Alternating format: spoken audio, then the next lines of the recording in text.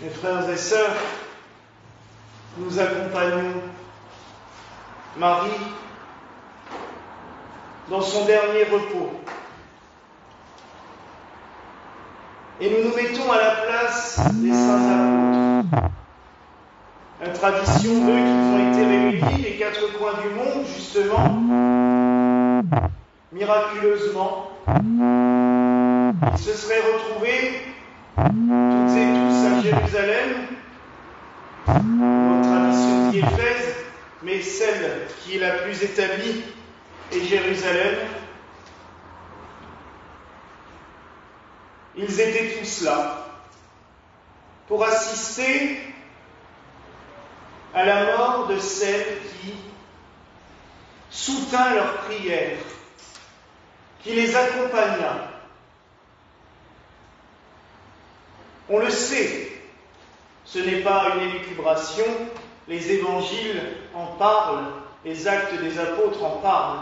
Marie soutient la prière, elle est tout le temps là, elle garde l'espérance, elle ne lâche jamais rien, malgré tout ce qu'elle vit et tout ce qu'elle a vécu. Au moment de l'Ascension, les apôtres sont perdus. Et les actes nous disent que Marie reste avec eux dans le cénacle et elle prie avec eux. Ainsi donc, aujourd'hui, ils perdent celle qu'ils considèrent comme leur mère. Je m'imagine la souffrance, la douleur. Elle était leur dernier lien physique avec le Sauveur. Car même si tous les mystères de Dieu leur ont été dévoilés, même si il leur a tout expliqué en long, en large et en travers, les 12 apôtres et tous les disciples autour ne restent que des hommes et des femmes avec leurs sentiments humains, donc avec leur joie mais aussi avec leur détresse. Ils ont vu le Christ s'élever dans les cieux avec une peur terrible de ce qui allait leur arriver. Entre-temps, ils ont reçu l'Esprit Saint. Ils se sont mis à parcourir le monde avec des joies, mais aussi souvent des catastrophes. On le lit dans les différents récits apostoliques que c'est pas toujours drôle. Et là, ils perdent celle qui était leur dernier lien, car elle était la mère du Christ et sa mère de sang. Mais elle est bien plus. Et c'est ce que l'on lit dans cet évangile qui, souvent, moi aussi étant ado, je me disais, mais il n'est vraiment pas sympa avec sa mère. Les femmes le glorifient en lui disant, heureux celle qui t'a porté. Et lui répond, heureux celui qui a écouté ma parole. Et c'est vrai que quand on prend ça au premier degré, en tant qu'adolescent, on se dit, waouh, c'est vrai. Je me disais, si je parlerais de ma mère comme ça, je me ferais assommer. Mais non, il va bien plus loin.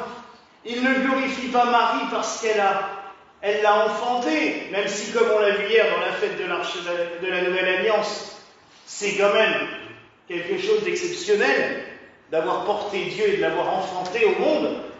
Mais c'est surtout parce qu'elle a cru dans les paroles de Dieu.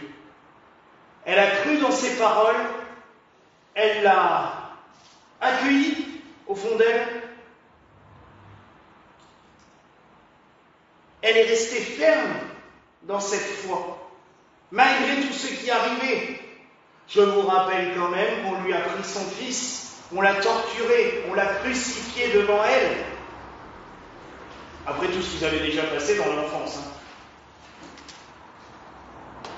C'est horrible ce qu'elle a vécu, mais elle a gardé cette espérance. Alors oui, nous nous mettons à la place des saints apôtres, mais nous avons déjà la suite de l'histoire. Nous savons que demain, nous allons élever Marie, symboliquement de son tombeau, et l'élever vers les cieux.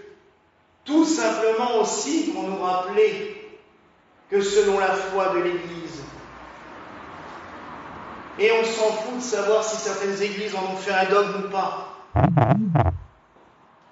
La plupart des églises de tradition catholique ou orthodoxe reconnaissent que Marie a été préservée de la corruption mortelle.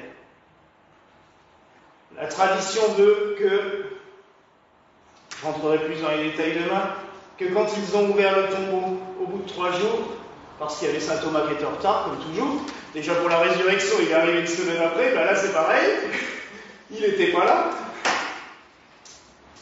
qu'au moment d'ouvrir le tombeau était vide. Marie a été élevée dans les cieux, corps et âme. Mais j'expliquerai ça plus en détail demain. Car aujourd'hui, nous célébrons quelqu'un d'autre aussi.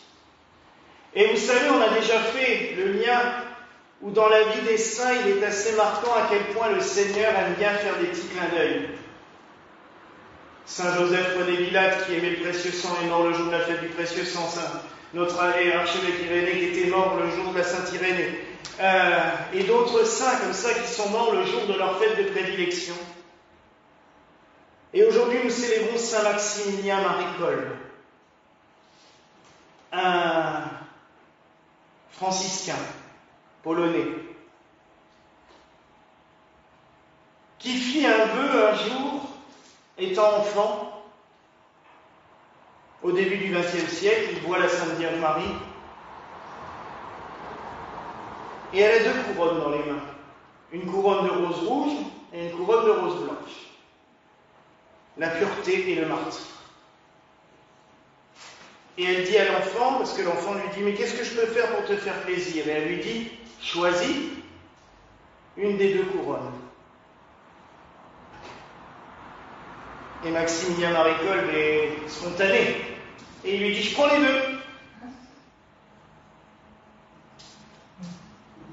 Oui, il va vivre la pureté, puisqu'il va devenir moine franciscain. Il va devenir ce chevalier de l'Immaculée, comme on va l'appeler, parce qu'il va être pris d'une passion pour Marie Immaculée. Il va la faire connaître, il va distribuer la médaille miraculeuse de l'Arrêt du Bac à des millions d'exemplaires dans le monde. Il va transformer son monastère, aux grandes dames de ses frères d'ailleurs, en imprimerie pour faire une revue, mais à tel point qu'il y a un tel boucan là-dedans que les moines n'arrivent même plus à s'entendre prier, tellement les rotatives font du bruit. Donc, ses frères moines lui disent à un moment donné, t'es bien gentil, mais tu vas aller voir ailleurs si on y est. Donc, il est contraint de construire un monastère. Il trouve un terrain pas loin de Varsovie, à Niepokalanów, qui deviendra Niepokalanów. Et le terrain, le vendeur ne veut pas vendre, ou alors à une somme astronomique. Et le père Kolbe fait comme beaucoup de saints, beaucoup de religieux font. Là, il n'est pas venu acheter des médailles, il est venu carrément avec une statue de la Vierge, il l'a posée en plein milieu du terrain. Et il a dit à Marie, si vous voulez rester là, débrouillez-vous. Ça marche, hein, on fait pareil avec Saint Joseph, ça a marché. Il l'a posée, et quelques jours plus tard, le propriétaire lui dit, l'appelle en lui disant, bon, vous achetez? Il dit, avec le prix de ce terrain, non, c'est pas possible, on n'a pas les moyens. Il dit, bah alors qu'est-ce qu'on fait de votre statue? Et le père Kolbe dit, bah elle n'a qu'à rester là.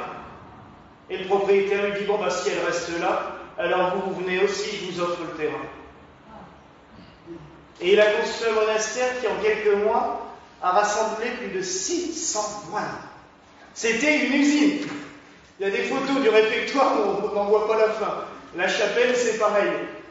Et il va diffuser sa revue, la Militia Immaculata, un peu partout dans le monde. Ça va se diffuser partout. Il est même appelé au Japon pour faire une mission d'Immaculée là-bas, où il va créer un monastère aussi.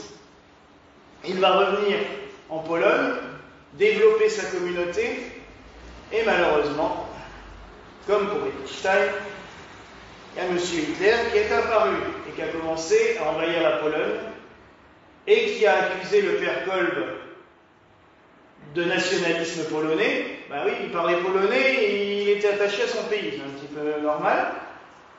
Et malheureusement, le père Kolbe a été arrêté et interné au camp d'Auschwitz.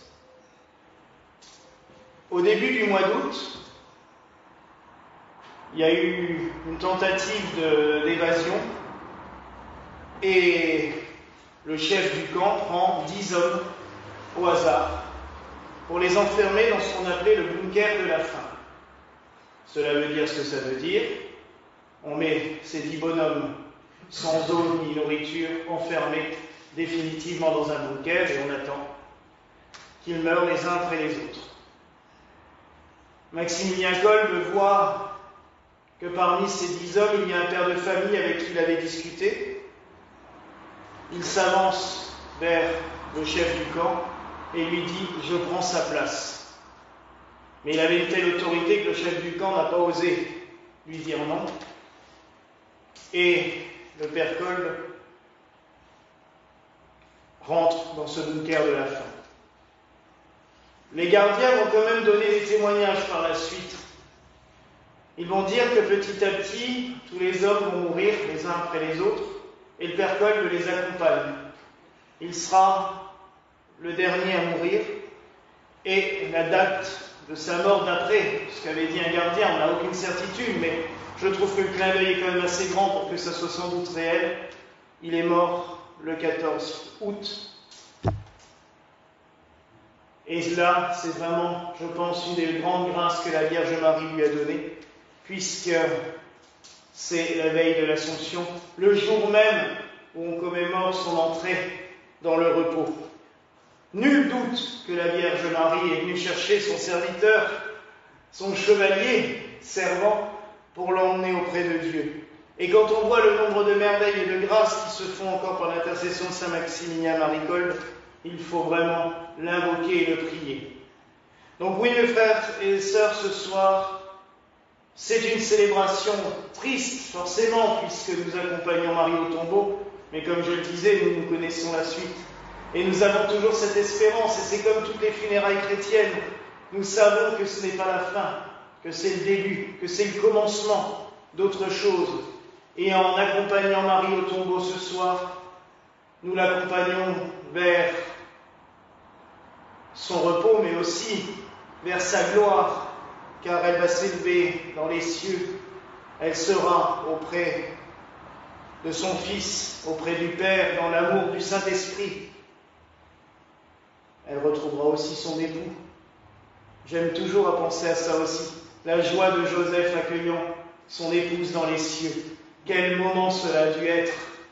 Ça devait vraiment être quelque chose. Et depuis, ils travaillent tous les deux, parce que le repos en Dieu n'est pas toujours un repos, puisque, vu comme les humains, on est là à faire travailler les sommes du matin au soir, et la Vierge Marie, Dieu sait qu'elle travaille. Et là, pendant ces quelques jours autour de l'Assomption, elle ne doit même plus savoir où donner de la tête tant les prières montent vers les cieux du matin au soir dans tous les sanctuaires. Alors oui, nous aussi, joignons nos prières et invoquons la Vierge Marie. Remercions-la aussi d'avoir accompli cette mission sur la terre. Et surtout, n'oublions jamais de célébrer le Seigneur pour toutes les merveilles qu'il a fait en Marie. Voilà la grâce que je nous souhaite au nom du Père, du Fils et du Saint-Esprit. Amen.